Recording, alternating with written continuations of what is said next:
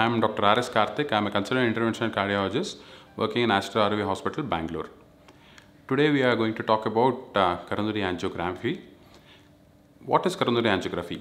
Coronary angiography is a procedure to detect any narrowing or blockages in the coronary arteries. Coronary arteries are the arteries which supply the heart muscle.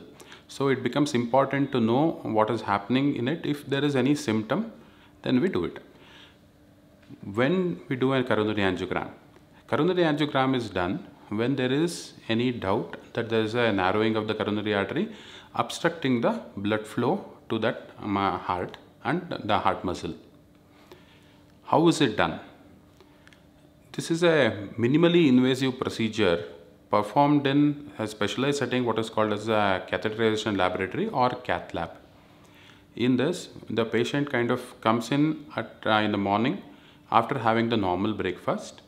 Once the patient is in the hospital, we do some tests which are required before the angiogram.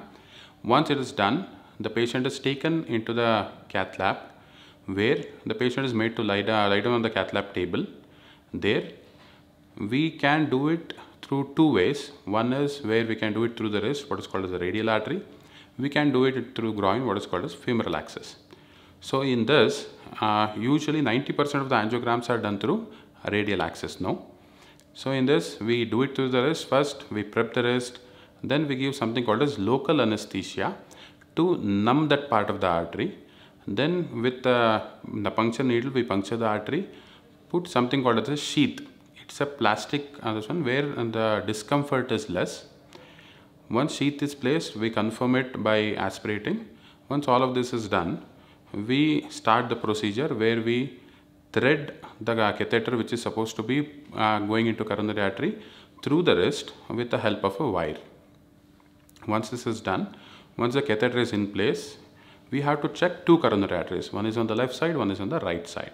Once we hook the left side, we inject something called as contrast. This is a specialized material made for only this purpose.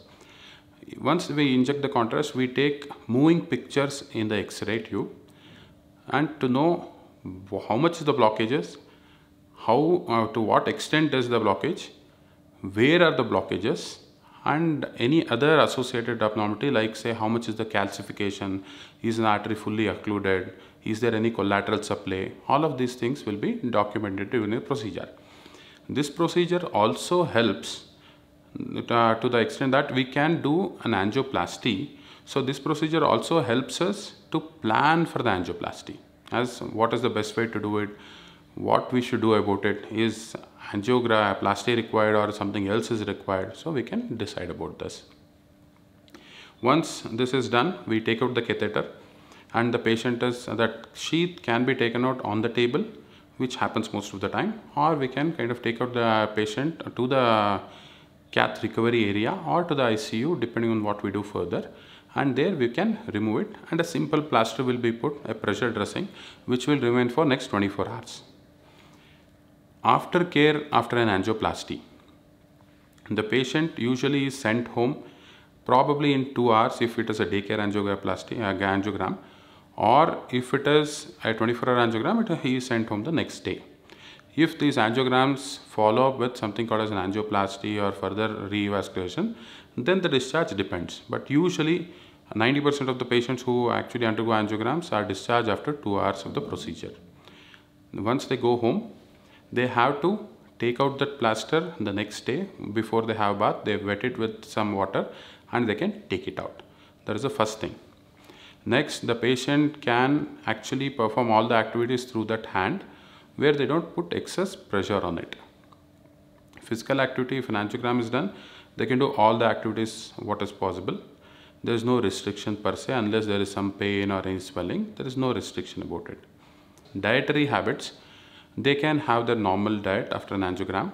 There is no restriction for it, and they can take normal fluids, they can take normal diet. They can travel.